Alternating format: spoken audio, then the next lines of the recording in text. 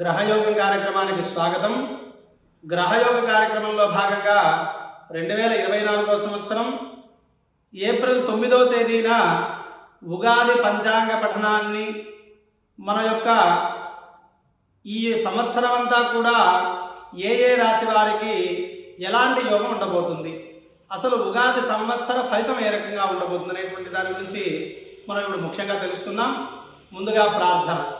ఓం గణానాం త్వా గణపతిం హవామహే కవిం కవీనాముపమశ్రవస్తమం జ్యేష్ఠరాజం బ్రహ్మణాం బ్రహ్మణస్పద ఆనశృణ్వన్నోతిభిः సీదసాదనం. శ్రీమహాగణాధిపతయే నమః. ప్రణో దేవీ సరస్వతి వాజేభిర్వాజినీవతి ధీనామవిత్రియవతో. శ్రీమహాసరస్వత్యై నమః. గురుర్బ్రహ్మా గురుర్విష్ణుర్ గురుర్దేవో మహేశ్వరః గురుః సాక్షాత్ పరం బ్రహ్మ తస్మై శ్రీ గురవే నమః. శ్రీ గురుభ్యో నమః. హరి ఓం. గ్రహయోగం కార్యక్రమంలో భాగంగా నూతన సంవత్సరమైనటువంటి ఉగాది సంవత్సర శుభాకాంక్షలు. అదే రకంగా మనం జనవరి 1 ఏ రకంగా అయితే హ్యాపీ న్యూ ఇయర్ అని ఏ రకంగా జరుపుకుంటామో ఆ రకంగా తెలుగు సంవత్సర శుభాకాంక్షలు అందిస్తూ ఉగాది ప్రారంభాన్ని, ఉగాది పర్వదినాన్ని పురస్కరించుకొని చక్కగా మనం ఉగాది నుంచి 2025 ఉగాది వరకు, అంటే 2024 ఏప్రిల్ 9వ తేదీన మనకు నూతన తెలుగు సంవత్సర ఉగాది ప్రారంభమై 2025 మార్చి 29 వరకు కూడా సంవత్సర ఫలం ఏ రకంగా ఉంటుంది, ఏ పంటలు మనకు లాభదాయకంగా పండబోతూ ఉన్నాయి, అదే రకంగా ఎంత వానలు పడతాయి, ఎవరెవరికి ఈ సంవత్సరం అనుకూలంగా ఉంటుంది అనేటువంటి దాని గురించి మనం ఇప్పుడు ముఖ్యంగా తెలుసుకుందాం. ముందుగా అసలు ఉగాది అంటే ఏమిటి అని చూసుకున్నట్టయితే యుగానికి ప్రారంభమయ్యేటువంటి దాన్ని ఉగాది అంటాం.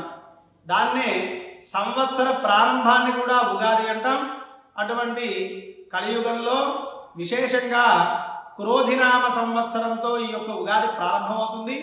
అసలు ఉగాది ప్రారంభమైన తర్వాత పంచాంగం అంటే ఏమిటి అంటే, అసలు పంచాంగం తెలుసుకోవడం వల్ల, పంచాంగం చదవడం వల్ల వచ్చేటువంటి లాభం ఏంటి అని చూసుకున్నట్టయితే తిథివార నక్షత్ర యోగ కరణం, ఈ 5 కలిపినది కాబట్టే దీన్ని పంచాంగము అంటాం. తిథి వార నక్షత్ర యోగ కరణాలు. తిథులన్నీ 15 తిథులు, అమావాస్య పౌర్ణమి, అంటే పాడ్యమి విద్యా తదియా చవితి పంచమి షష్ఠి సప్తమి అష్టమి నవమి దశమి ఏకాదశి ద్వాదశి త్రయోదశి చతుర్దశి పౌర్ణమి అమావాస్య, ఇవి తిథులు. అదే రకంగా వారాలు మనందరికీ కూడా తెలిసినవే. ఆది సోమ మంగళ బుధ గురు శుక్ర శని, ఈ రకంగా 7 వారములు. అదే రకంగా మనకు నక్షత్రములు 27 నక్షత్రములు. అశ్విని భరణి కృత్తిక రోహిణి మృగశిర ఆర్ద్ర పునర్వసు పుష్యమి ఆశ్లేష మఘ పుబ్బ ఉత్తర హస్త చిత్త స్వాతి విశాఖ అనురాధ జ్యేష్ఠ మూల పూర్వాషాఢ ఉత్తరాషాఢ శ్రవణం ధనిష్ట శతభిషం పూర్వాభాద్ర ఉత్తరాభాద్ర రేవతి, ఇవి 27 నక్షత్రములు. తిథివార నక్షత్ర యోగ కరణములు, యోగాలు కరణాలు. అంటే తిథి తెలుసుకోవడం వల్ల చక్కటి కార్యజయం కలుగుతుంది. వారం తెలుసుకోవడం వల్ల వార ఫలితం వలన చక్కటి సంపద వస్తుంది. నక్షత్రం తెలుసుకోవడం వల్ల మనకు ఏ కాలంలో ఏమేమి జరుగుతాయనేటువంటిది తెలుసుకోగలుగుతాం. యోగం వల్ల చక్కటి యోగం వర్తించి చక్కటి అభివృద్ధి వస్తుంది. కరణం వల్ల పనులన్నీ కూడా సకాలంలో నెరవేరుతాయి. దీనికోసం చూసుకునేటువంటిదే పంచాంగము అని అంటాం. కాబట్టి అసలు పంచాంగాన్ని రోజు ఎలా చూసుకోవాలనేటువంటి దాని గురించి మనం తెలుసుకుందాం.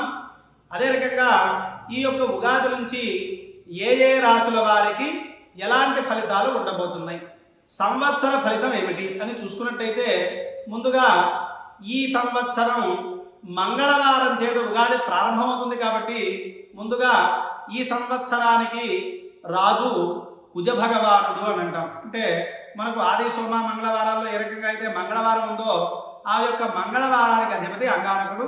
ఆయన ఈ సంవత్సరం రాజు యొక్క అధికారాన్ని తీసుకున్నాడు. కుజుడు రాజు, మంత్రి శని, ధాన్యాధిపతి రవి, అర్ఘాధిపతి శుక్రుడు, రసాధిపతి గురువు. విశేషంగా రాజుకే సస్యాధిపతి నీరసాధిపతి అనేటువంటి అధికారాన్ని రాజుకు కొద్దిగా ఎక్కువగా మూడిటికి ఈ సంవత్సరం కుజుడే అధిపతి. విశేషంగా శుక్రుడు మేఘాధిపతి అయినటువంటి ఆ ఆధిపత్యాన్ని కూడా శుక్ర భగవానుడికి ఇచ్చారు. ఇది నవనాయక ఫలితములు ఈ సంవత్సరం.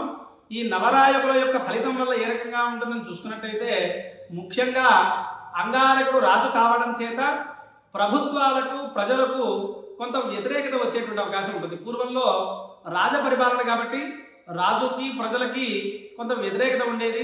కానీ ఇప్పుడు ప్రభుత్వాలు పాలిస్తున్నాయి కాబట్టి ప్రభుత్వాలకు ప్రజలకు కొంత వ్యతిరేకత వచ్చేటువంటి అవకాశం మనకు స్పష్టంగా గోచరిస్తుంది. కాబట్టి ప్రజలంతా కూడా కొంత జాగ్రత్తగా ఓర్పు వహించడం మంచిది. తర్వాత మంత్రి శని, ఎప్పుడైతే మంత్రి శని భగవానుడు ఉంటాడో మన కింద ఉండేటువంటి స్థాయి వాళ్ళు, రాజకీయ నాయకుల కింద వారు కానీ మన కింద పనిచేసేటువంటి వాళ్ళు కానీ వారి యొక్క చెడు ఆలోచనల చేత వారి యొక్క పై అధికారులకు కానీ రాజకీయ నాయకులకు కానీ కొంత ఇబ్బంది ఉండేటువంటి అవకాశం ఉంటుంది. ప్రభుత్వాన్ని ఏర్పాటు చేయడంలో కూడా చాలా ఇబ్బందికరంగా ప్రతి రాష్ట్రంలో కూడా కొంత ప్రభుత్వ ఏర్పాటుకి చాలా ఇబ్బంది పడేటువంటి అవకాశం మనకు స్పష్టంగా గోచరిస్తూ ఉంది.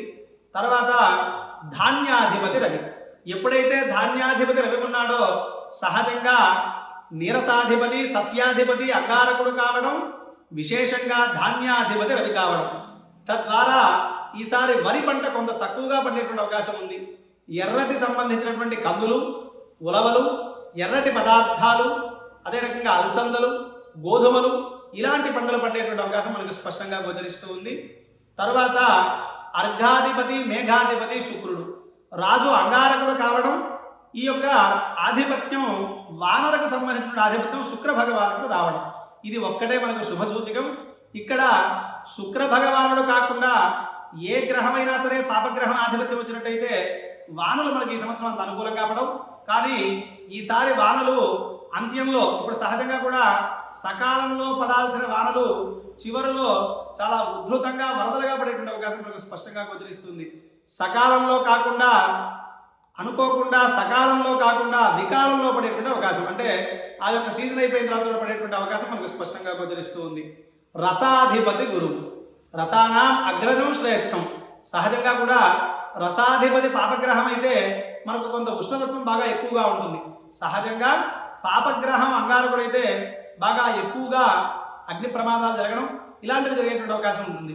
ఇక్కడ కొంత రసాధిపతి గురువు కాబట్టి కొంత మొదట 3 నెలలు ఉధృతంగా రాజు యొక్క పరిపాలన ఉన్నప్పటికీ ఉగాది నుంచి ఒక 3 నుంచి 4 నెలల కాలం కొద్దిగా అగ్ని ప్రమాదాలు, అదే రకంగా యుద్ధ భయాలు, ఏదైనా ఒక దేశం మీద ఇంకో దేశం యుద్ధాలు ప్రకటించుకోవడం ఇలాంటివి జరిగేటువంటి అవకాశం మనకు స్పష్టంగా గోచరిస్తూ ఉంది. ఇది ఈ సంవత్సర నవనాయక ఫలితము. తర్వాత ఈ సంవత్సరంలో మనకు ఏ నక్షత్రం వారికి ఎలా ఉండబోతుంది, ఎవరెవరికి ఆయుష్ చక్కగా ఉంటుంది అనేటువంటి దాని గురించి మనం ముఖ్యంగా ఇప్పుడు తెలుసుకుందాం. బాగా అందరూ గుర్తుంచుకోవాలి. ముందుగా అశ్విని, పుష్యమి, స్వాతి, అభిజిత్ నక్షత్రం వారికి చక్కగా ఆయుర్వృద్ధి కలిగేటువంటి అవకాశం ఈ సంవత్సరం అంతా చాలా స్పష్టంగా గోచరిస్తూ ఉంది. తరువాత భరణి, ఆశ్లేష, విశాఖ, శ్రవణ నక్షత్రం వారికి అర్ధ లాభం, సగలాభం ఉండేటువంటి అవకాశం మనకు స్పష్టంగా గోచరిస్తూ ఉంది. తర్వాత కృత్తిక, మఘ, అనురాధ, ధనిష్ఠ నక్షత్రం వారికి ఈ సంవత్సరం అంతా కూడా కొంత మానసిక ఆందోళనలు ఉండేటువంటి అవకాశం మనకు స్పష్టంగా గోచరిస్తూ ఉంది. రోహిణి, పుబ్బ, జ్యేష్ఠ, శతభిష నక్షత్రం వారికి రాజపూజ్యం, రాజు అయ్యేటువంటి అవకాశం, రాజ్యాధికారం పొందడం ఇలాంటివి మనకు స్పష్టంగా గోచరిస్తూ ఉంది.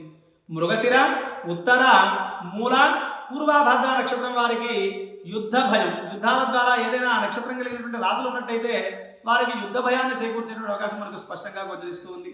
మృగశిర, ఉత్తర, మూల, పూర్వభద్ర వీరికి మాత్రమే యుద్ధ భయం.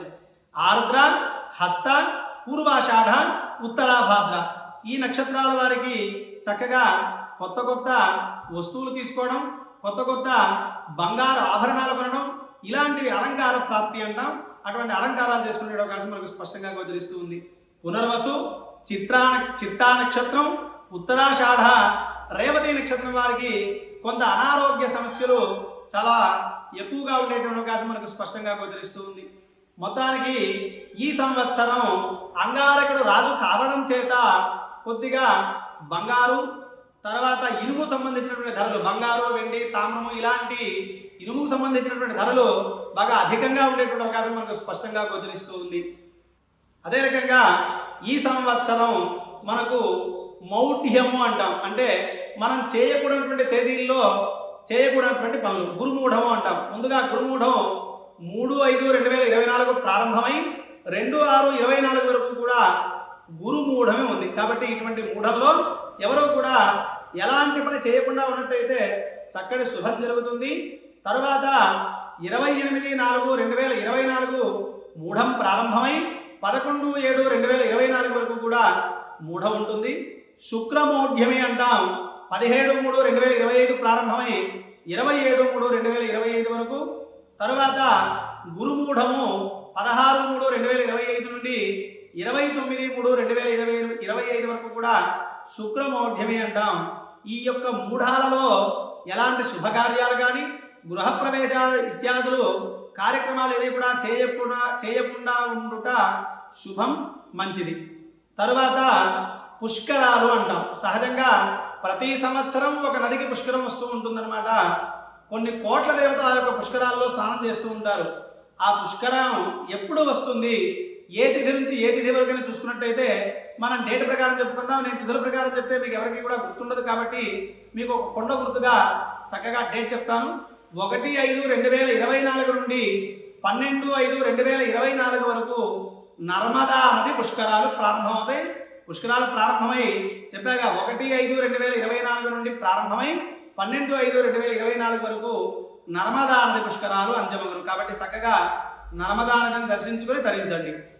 గ్రహయోగం కార్యక్రమంలో భాగంగా క్రోధినామ సంవత్సరంలో ఏ ఏ రాశి వారికి ఎలాంటి గ్రహయోగం ఉండబోతుంది అనేటువంటి దాని గురించి మనం ఇప్పుడు ముఖ్యంగా తెలుసుకుందాం. ముందుగా క్రోధినామ సంవత్సరంలో మేషరాశి ఫలితాలు. ముందుగా మేషరాశి వారికి ఈ సంవత్సరం ఆదాయం 8, వ్యయం 12, రాజపూజ్యం 4, అవమానం 3. కాబట్టి ఆదాయం కంటే ఖర్చు బాగా అధికంగా ఉంటుంది. కారణం ఏంటి అంటే ఈ యొక్క మేషరాశి అధిపతి అంగారకుడు కావడం, తద్వారా రాజు కావడం వల్ల కొంత ఖర్చులు అధికంగా ఉండడం మేషరాశి వారికి. అదే రకంగా దాంపత్యపరంగా బాగా ఖర్చులు ఎక్కువగా ఉంటాయి. ఫంక్షన్లకు బాగా ఎక్కువగా ఖర్చు పెడుతూ ఉంటారు. శుభ కార్యక్రమాలకు బాగా ఖర్చు పెడుతూ ఉంటారు. స్త్రీ సంభోగానికి ఎక్కువ ఖర్చు పెడుతూ ఉంటారు. హృదయ సౌఖ్యం వారికి కూడా ఎక్కువగా ఖర్చు పెడుతూ ఉంటారు. ద్వితీయార్థంలో చక్కటి కీర్తి ప్రతిష్టలు. సహజంగా కూడా మొదట 4 మాసాలు కొంత ఇబ్బందిగా ఖర్చు అధికంగా ఉన్నప్పటికీ రెండో మాసంలో రెండో 4 నెలల్లో చక్కటి యశస్సు, చక్కటి కీర్తి సంప్రాప్తిస్తుంది. మొత్తానికి ఈ సంవత్సరం అంతా కూడా మేషరాశి వారికి చాలా అద్భుతంగా ఉందని మనం చెప్పుకోవచ్చు. తద్వారా గ్రహయోగ కార్యక్రమంలో మేషరాశి అధిపతి రాజు కావడం, విశేషంగా కొంత ఖర్చు ఎక్కువగా పెడతారు తప్ప మిగతా విషయాల్లో చాలా అద్భుతంగా ఉందని మనం చెప్పుకోవచ్చు. తదుపరి వృషభ రాశి.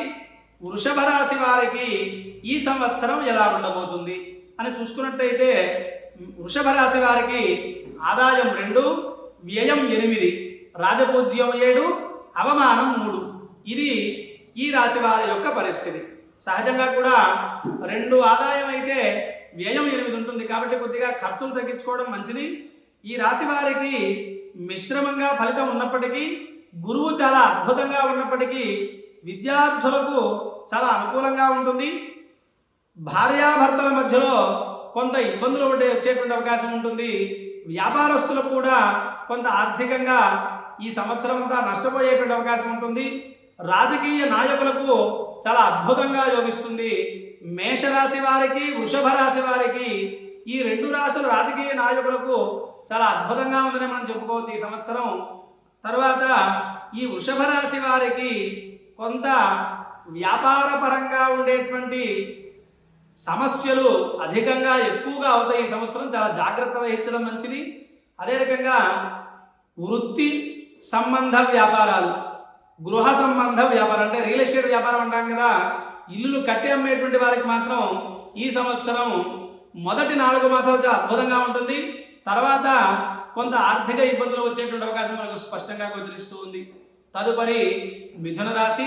మిథున రాశి వారికి ఆదాయం 5, వ్యయం 5, రాజపూజ్యం 3, అవమానం 6. ఇది కొద్దిగా ఆలోచించేటువంటి పరిస్థితి. ఆదాయ వ్యయాలు బాగున్నప్పటికీ కూడా శత్రువులు బాగా అధికంగా సంపాదిస్తారు ఈ సంవత్సరం మిథున రాశి వారు. కాబట్టి మీ మాట వల్ల ఎదుటి వారు శత్రుత్వం వహించేటువంటి అవకాశం మనకు స్పష్టంగా గోచరిస్తూ ఉంది.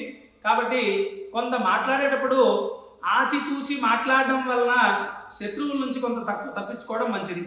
తర్వాత నూతన వ్యాపారాలు ప్రారంభిస్తారు.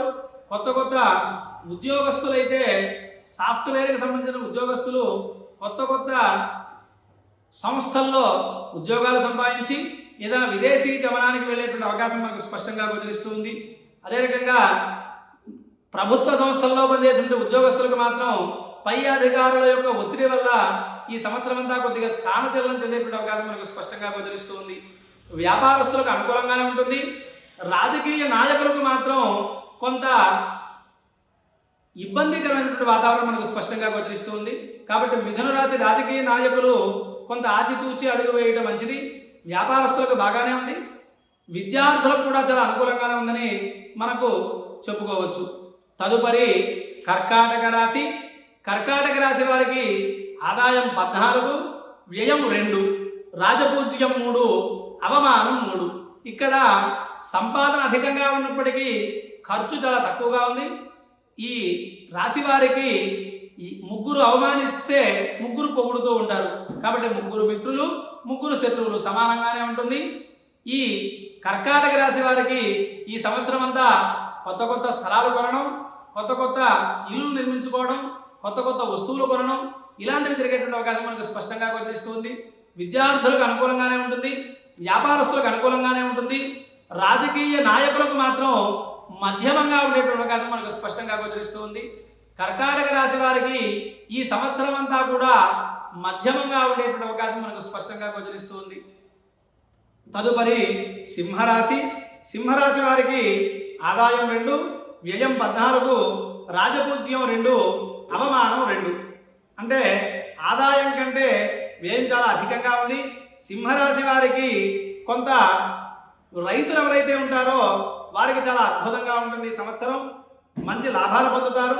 విద్యార్థులు మాత్రం శారీరకంగా బాగా కష్టపడాలి ఈ సంవత్సరం. అంతకుముందులాగా సుఖంగా ఉంటే మాత్రం కొంత ఇబ్బందులు వచ్చేటువంటి అవకాశం మనకు స్పష్టంగా గోచరిస్తుంది.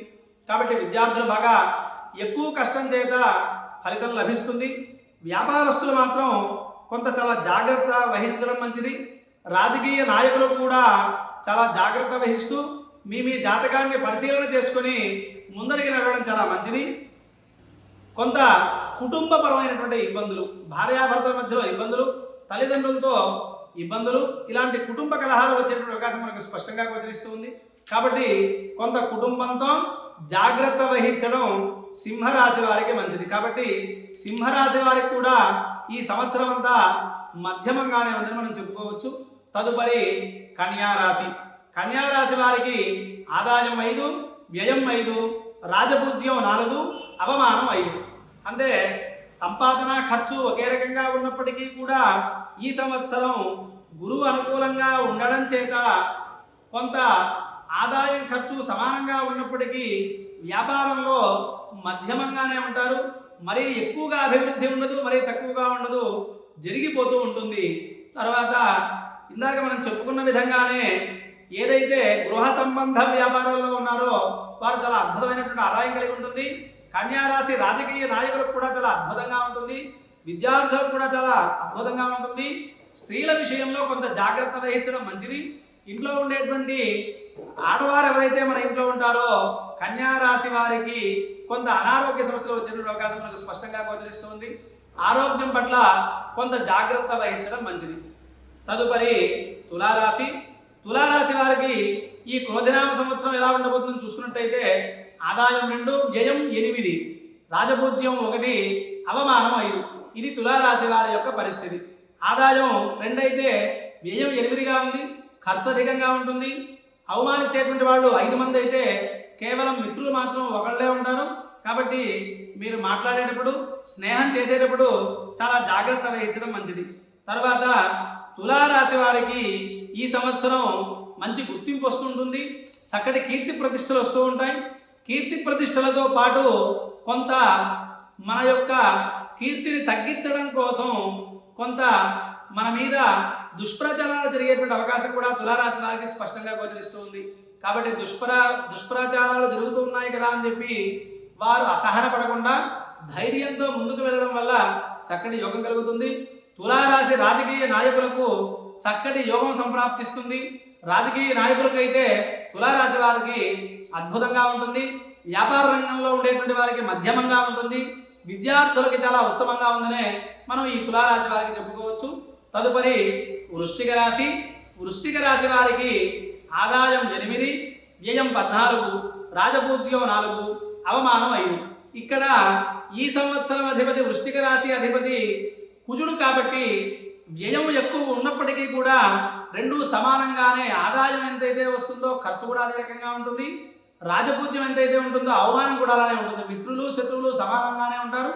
వృశ్చిక రాశి రాజకీయ నాయకులకు కూడా అద్భుతంగా ఉంటుంది, వ్యాపారస్తులకు చాలా అద్భుతంగా ఉంటుంది. కాకపోతే వృశ్చిక రాశి వారు ఎక్కువగా ఈ సంవత్సరం పుణ్యక్షేత్రాలు, పుణ్యకార్యాలు, శుభ కార్యక్రమాలు చేసేటువంటి అవకాశం మనకు స్పష్టంగా గోచరిస్తుంది. కొంత ప్రయాణాల్లో జాగ్రత్త వహించడం మంచిది. కొత్త కొత్త భూములు కొనడం, కొత్త కొత్త వ్యాపార రంగంలో ప్రవేశించడం ఇలాంటివి జరిగేటువంటి అవకాశం స్పష్టంగా మనకు గోచరిస్తూ ఉంది. తదుపరి ధనస్సు రాశి. ధనస్సు రాశి వారికి ఆదాయం 11, వ్యయం 5, రాజపూజ్యం 7, అవమానం 5. ఇది ధనస్సు రాశి వారి యొక్క పరిస్థితి. ఆదాయం చాలా ఎక్కువగా సంపాదిస్తున్నారు, ఖర్చు మాత్రం చాలా తక్కువగా ఉంటుంది. రాజపూజ్యం కూడా మిత్రులు ఎక్కువగా ఉంటారు, శత్రువులు తక్కువగా ఉంటారు. ఇది కొంత అద్భుతమైనటువంటి యోగం అనే చెప్పుకోవచ్చు. క్రిత సంవత్సరాల కంటే కూడా ధనస్సు రాశి వారికి చాలా చక్కటి యోగం రాబోతుంది.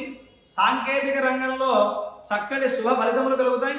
ఉద్యోగస్తులకి కొత్త కొత్త ఉద్యోగాలు, ప్రమోషన్లు రావడం, కొత్త కొత్తటువంటి స్థాయికి వెళ్ళడం, రాజకీయ నాయకులకి పదవి సంప్రాప్తించడం, వ్యాపారస్తులకి చక్కటి వ్యాపారాభివృద్ధి కలగడం, విద్యార్థులకి ఉన్నత విద్య కలగడం, చాలా సునాయాసంగా విద్యార్థులకి ఉత్తమమైనటువంటి ఫలితం కలగడం ఈ రాశి వారికి ఈ సంవత్సరం అంతా కూడా ధనస్సు రాశి వారికి చాలా అద్భుతంగా ఉందని మనం చెప్పుకోవచ్చు.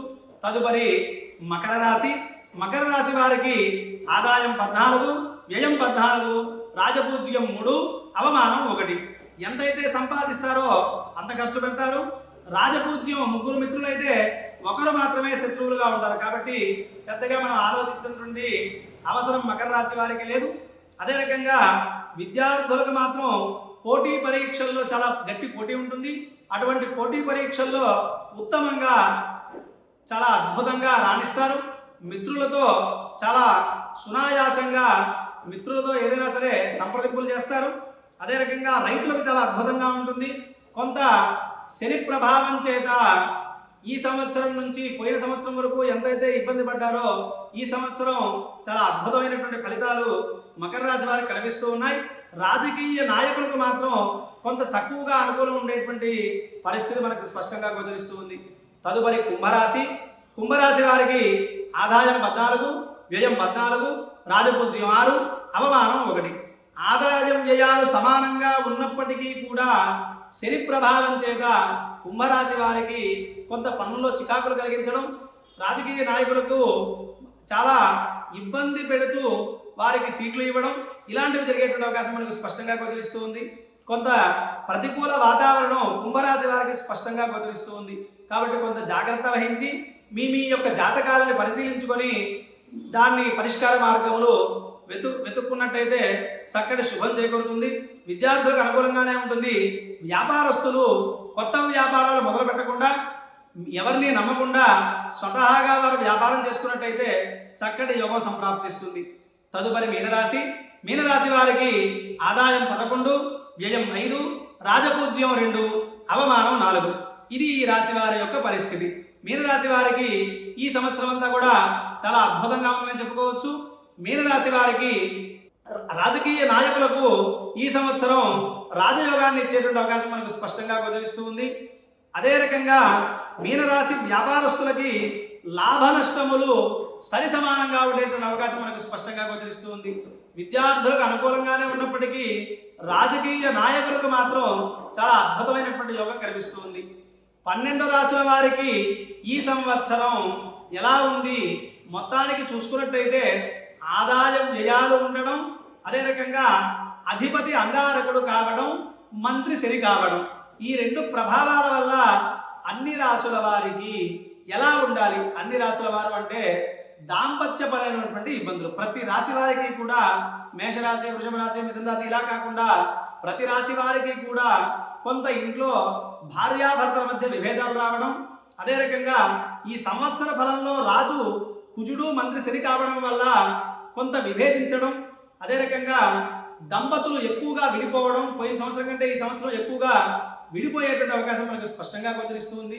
యుద్ధ వాతావరణం, యుద్ధాలు వచ్చేటువంటి అవకాశం, అదే రకంగా రాజకీయ నాయకులకు ప్రజలకు కొంత ప్రతికూలమైనటువంటి పరిస్థితులు ఉండడం, అదే రకంగా చిన్న చిన్న విషయాలకు ఎక్కువగా గొడవలు పడవడం, అగ్ని ప్రమాదాలు జరగడం ఇలాంటివి జరిగేటువంటి అవకాశం ఈ క్రోధినామ సంవత్సరంలో ఉంది. కాబట్టి అన్ని రాశుల వారు మాట్లాడేటప్పుడు సంయమనం పాటించడం వలన ఎక్కువగా గొడవలు రాకుండా ఉండడం, అదే రకంగా చక్కగా కలిసి ఉండడం ఇలాంటివి జరిగేటువంటి అవకాశం మనకు స్పష్టంగా గోచరిస్తుంది.